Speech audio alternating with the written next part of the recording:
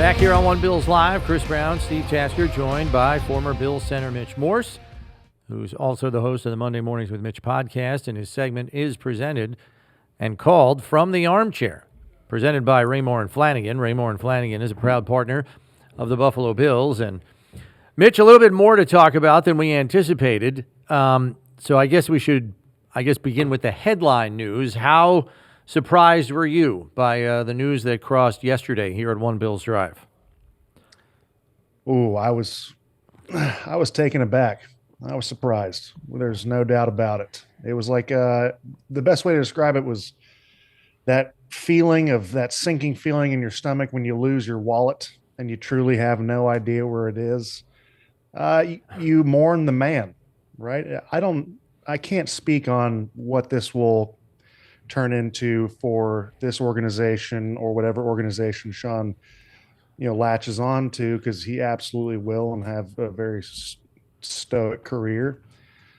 That being said, I mean, you build these relationships. You guys know you guys are entrenched every single day, and it's intimate and it's remarkable. So, you think about his family and what he's done, and the roots that he's made, not only as a family man there, but as a head coach of the Buffalo Bills, the second most winning coach in franchise history, what he's meant to every player that's walked through there, the growth he's had as a player, as a coach and as a man, and the impacts he's made on growing the game for his players and making them better people on the field and, of course, off the field. So a lot of emotions coming through the pipe. It was hard to digest and kind of dissect each one of those emotions, but definitely a sense of mourning.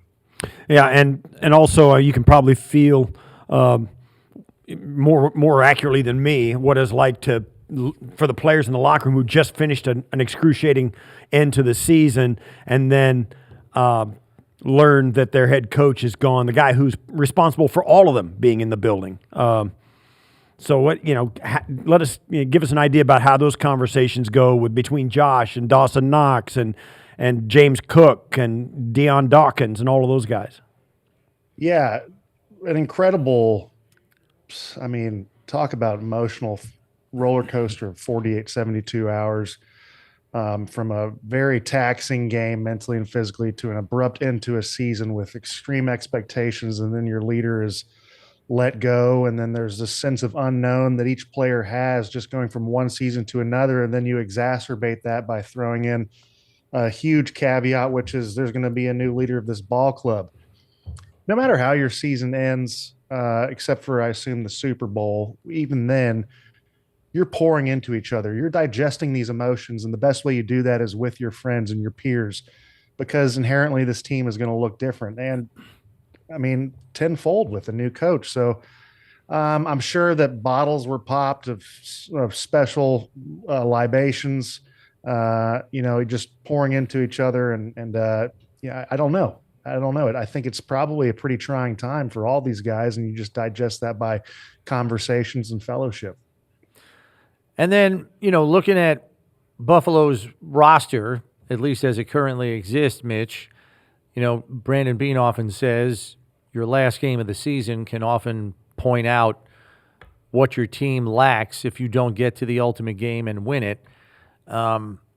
What comes to mind for you in terms of where Buffalo positionally may need some reinforcements and improve?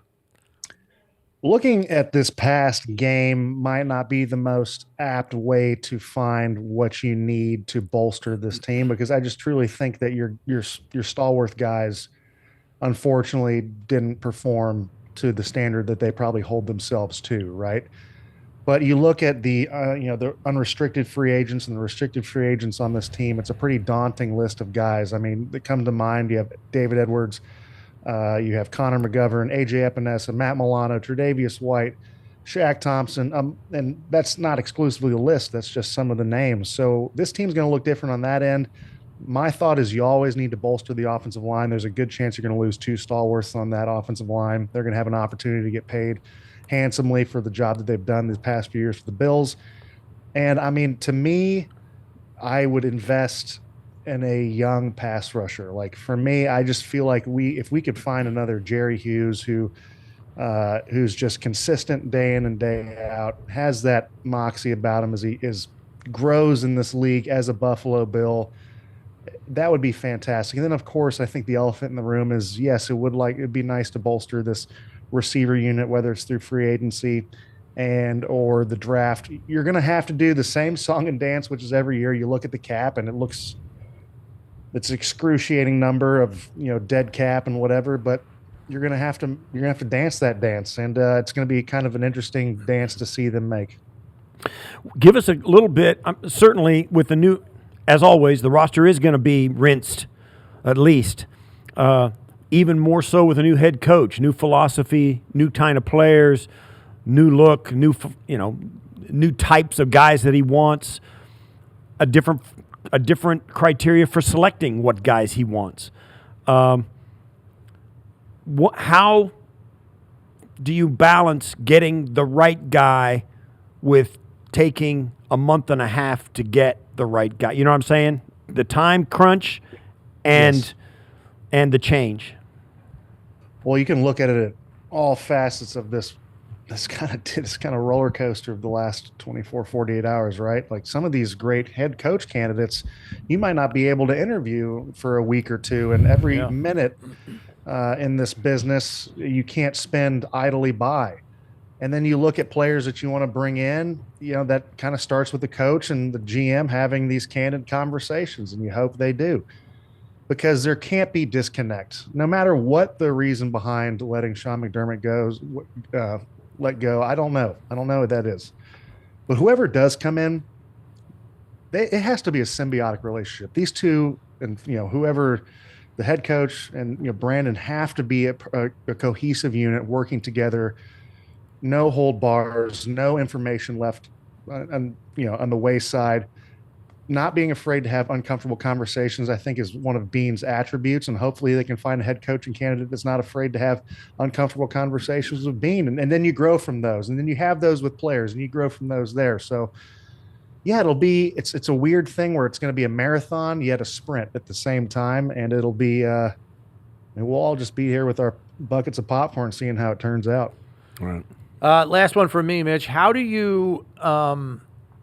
I want your player perspective on this. Not that you yourself went through many coaching changes over the course of your career, but when there is one like this, that by your own description was probably unexpected by the balance of the locker room and by their response on social media, I think it's safe to assume that they can't worry about what they can't control, but at the same time, for veterans, they knew what their role was. It was clearly defined, and now that is not the case anymore because presumably a new coach is going to have a new outlook.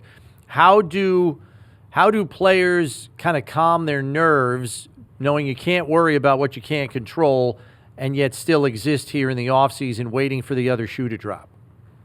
Great question, Chris. And yeah, I don't envy these players who have to navigate this. The thing that comes to mind to me is you have to disconnect to the best of your ability, restart, recharge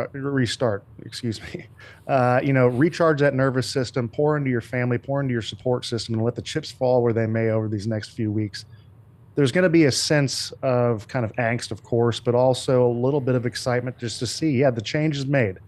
You've had the mourning process over these next few weeks, and then you see what that brings. And then you have an opportunity to have conversations with these coaches while you're under contract and you're waiting for those OTAs to start, which you'll start early with a new coach. So, yeah, it's the most intense thing to do, and it's the hardest thing to do in this league or in any facet of life is try to control things that you can't control. So you have to find a way to disconnect and just recharge. Last one from me, Mitch. Maybe hard to answer, but so it's all said and done now. What do you think Sean McDermott's legacy is here in Buffalo? Wow. What do I think Sean McDermott's legacy is in Buffalo? I think he's the man who came in to a franchise that was, yearning for a change, yearning for a opportunity to at least dance in the playoffs. And as you guys know better than I do, Bills Mafia and anyone associated with the Buffalo Bills or has stakes in them as fans, they're a special group of folks. And when I say special, I mean exceptional people who love their team and are unabashful about how they feel about their team. And he came in and gave them hope and strength and gave the players an opportunity to have a little moxie about them and have a little confidence and a little swagger. You could see it how they played these past 9 years. Second winningest coach in Buffalo Bills history carries its own merit. And I think what you'll remember from Coach McDermott is that the grace he left with, I thought it was a very classy way to kind of pay homage yesterday when he put that statement out. I think as trying as it is right now for a player or a fan, you're gonna think of him with just he's a beautiful man. And the last words he said on a press conference were, I'm going to do this, I'm going to fight for Buffalo because they deserve it. And the man loved Buffalo more than anything. And then you see players posting photos of him standing in the Ralph for that last game. He just loved Buffalo, and he gave it his best and he gave it his all. And that's all you can ask for in a leader. Mitch, thanks for all your help this season. We appreciate it. And we'll see if we can't reconvene in the fall. It'll be here before we know it. Gentlemen, I just want to take an opportunity. Chris, Steve, thank you so much for being so kind to me, a rookie in this space. You're so gracious. And everyone behind the scenes, Jay and his crew, God bless you. I hope we get an opportunity to do this again. It was such a treat.